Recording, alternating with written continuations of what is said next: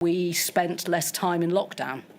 And that was worth considerably more than £3 million per day. But as I say, it is a complex judgment on whether or not it, and I appreciate when you look at this looks like an enormous amount of money, because it was an enormous amount of money. But as we went through earlier, the reason you had to use consultants was because we'd exhausted the pool of military and civil servants who could be deployed, and the team were working, as this letter was written, flat out to recruit civil servants, while at the same time the disease had a different plan for us, had mutated, and we were about to be asked to scale up even further. Can we please just have displayed INQ 528313? You've already referenced, I think, correspondence that passed between you and Lord Agnew. This is obviously the letter he sent on the 10th of December, covering a number of matters. If we could just move to page 2. We can see in particular he was questioning the long-term strategy for testing, and under the value for money raised the query in particular around the costings of consultants at £3 million per day. Can I ask, given the persisting problems with staffing, resourcing and equipment, what your view is on consultancy costs of £3 million per day, and whether that did in fact reflect value for money? So I think you've also got in evidence Lord Bethel's response to Lord Agnew's. Sorry, Mr. Hancock's. We do. Yeah. Yes, from the January, I think. That yes, came. Yes, we do. And set this all out. So you ask a much bigger question, which is about value for money, and I think to answer a question on value for money, you have to first step back and say, what are you trying to achieve? So the brief that I was given, that the Prime Minister and the Chancellor gave me, was to build a testing and tracing service that would reduce the risks of much more painful lockdowns and other non-pharmaceutical interventions. And so you judge the effectiveness and the value for money of the spend on whether or not test and trace succeeded in reducing infection rates, reducing hospitalisation, reducing the amount of time that, as a country, we needed to spend in lockdown. There are a number of independent assessments of that. It's quite a complex thing to determine. So it's not an easy question to ask, is it value for money or not? But the evidence that I've seen, whether it is the RUM and the Kana models that were commissioned by UKHSA, or the Ernst & Young Oxford work that looked at the cost per test and concluded that the cost per test was value for money in terms of QALYs, so quality adjusted life years, which is the way that in healthcare we assess the cost of pharmaceutical interventions. Both RUM and Kana models concluded that the test and trace programme meant that we spent less time in lockdown. And that was worth considerably more than £3 million per day. But as I say, it is a complex judgment on whether or not it, and I appreciate when you look at this looks like an enormous amount of money, because it was an enormous amount of money.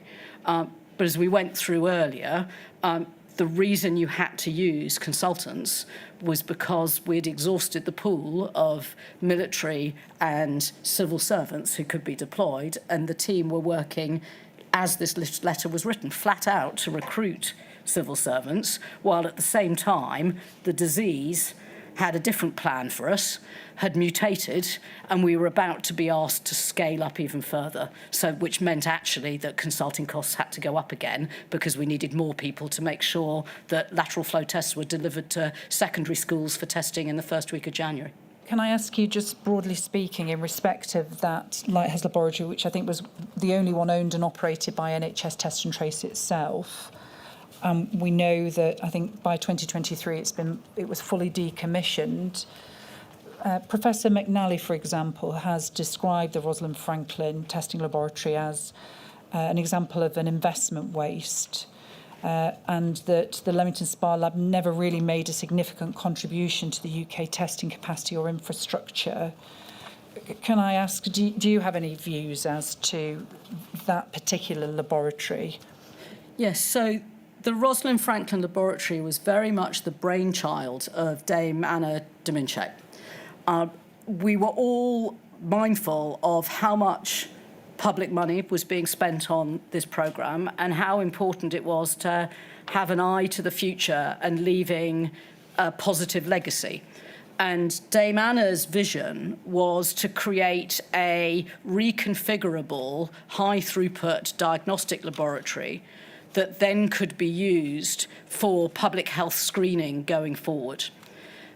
At the same time, that her vision included the high-throughput nature of the Rosalind Franklin Laboratory. It used a particular form of PCR testing called ePCR that came from the agricultural sector, actually from testing of seeds, that was very, very large scale and would have enabled the cost per test to be substantially lower than the original Lighthouse laboratories.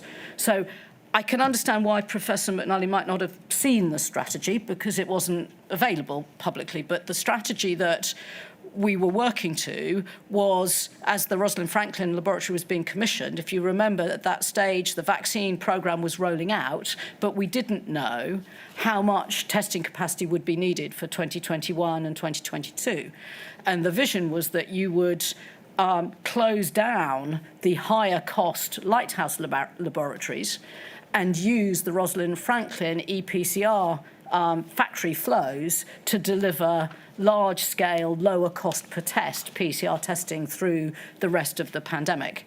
I can't speak directly for the decision-making that happened after that, but I do think it is a real shame that Anna's vision for a public health legacy of high-throughput testing that could be part of this government's vision for more focus on public health, proactive screening, it could have played a role, and that was very much what was envisaged at the time that I was there.